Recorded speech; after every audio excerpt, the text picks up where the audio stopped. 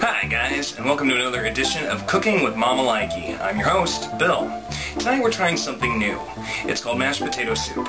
My friend Myrna gave me the recipe, and I've never made it before, so this is going to be a journey for not only you, but for me as well.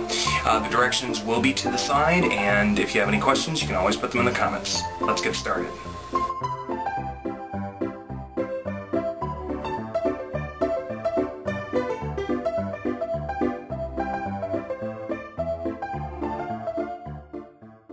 Mashed potato soup sounds complicated, but it's not. There's only 5 ingredients. Let's take a look. We start off, you're going to want to have some cheese. Now, I have a brick of sharp cheddar cheese I happen to have around the house. You can use shredded cheddar if you want, or any type of, Kobe, Monterey Jack, whatever.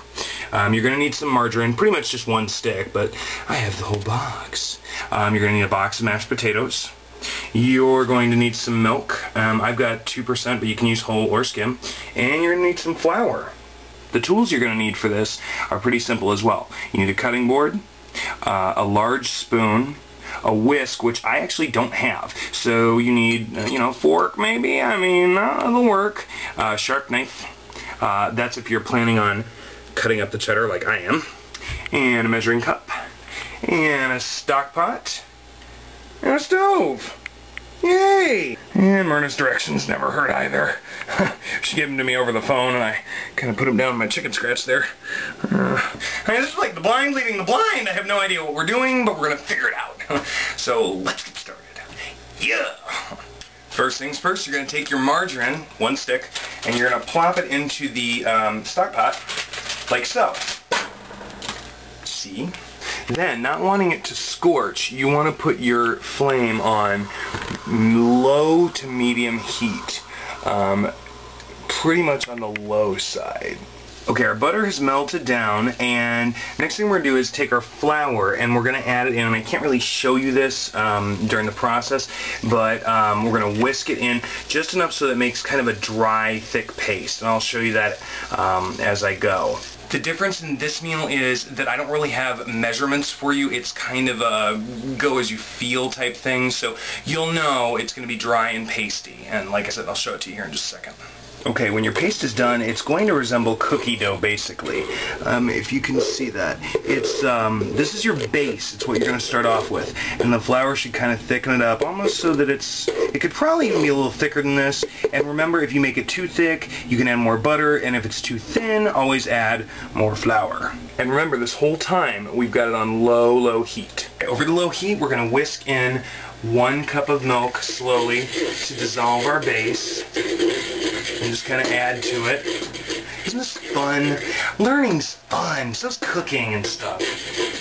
And just kind of keep the milk going in there. I really need to invest in a whisk. Hi. What you would want to do is take your cheese, and I'm going to use the whole brick. But what I have to do is cut it into very kind of thin parts and then mince it up. Now, if you've got shredded cheese, which is probably the way to go on this, it's going to be a lot easier. But if you just do it this way, don't cut off your finger like I just almost did. You can just kind of cut it into, little bite size, whatever. This is fine too, because basically it's all going to melt down.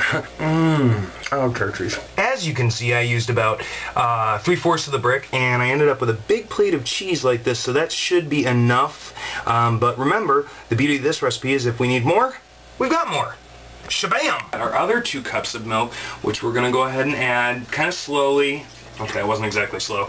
And then we're going to whisk that in and work it around. Don't worry, it's going to thicken up. After all 3 cups of milk have been added in and you've whisked them together, it is going to be kind of watery, but there's still going to be consistency there, and you want to make sure that that base is all the way worked through. Next, you want to slowly whisk your cheese in all at once. Work it, boy, work it! Cheese makes everything better. Yeah. Ooh. Shapow! Shabam! Sheboygan! Oh yeah, here we go. As an added note, you may have to turn up the flame just a little bit to make sure that the cheese is melting thoroughly as you work it through. Also, now I'm not going to do this. What I'm going to do, because I have them laying around the house, is I'm going to add some Bacos to this just for a little, little extra kick. Now something I do have, which I'm not using, but here's an idea for you guys. I've got some frozen cubed ham, but I'm saving this for something else. But you could also do this, you know, because this basically is just like a potato cheese ham soup. So, but I'm not doing ham, I'm just doing some bacon bits. As you can see, the cheese is really kind of thickening it up, and it's turned more of a yellowish color. So you can see there's white there, and then it's yellow, and we kind of work it through. And the next thing we're going to do is add our mashed potatoes. This is the part of the recipe where you gotta take it slow, because remember, less is more, but there is no definitive, like, I can tell you 2 cups of mashed potatoes. So you kind of just stir them in.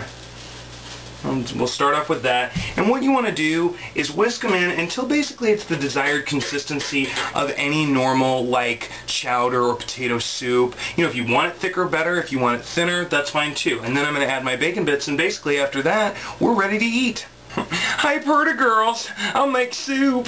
But there's not a lot of flavor, so we're going to go to our handy little seasoning cabinet up here, and we're going to find maybe some salt, and I might use a little bit of garlic and pepper seasoning salt.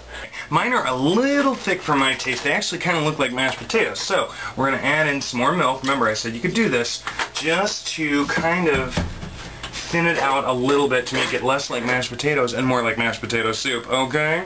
And I've added my seasonings and my bacos, and after this, it should be ready to eat. In the end, this is what your mashed potato soup should look like. Now, it's thick enough to stick to the fork, but it still drips off. You might say, Bill, this looks like a big vat of mashed potatoes. But in essence, that's pretty much what it is, except way more tasty, and it's got a lot of cheese in it. So let's give her a little taste here, and I did add my seasonings and my bacos. Hot. Oh, really good. There's like 5 pounds of cheese in it, and I love mashed potatoes. Anyway, so there you go. That's mashed potato soup for you guys. So I hope you make it and enjoy. Let me know how it turns out. And I'm MamaLikey. This is mashed potato soup, and I'm out. We'll see you guys next time. Peace.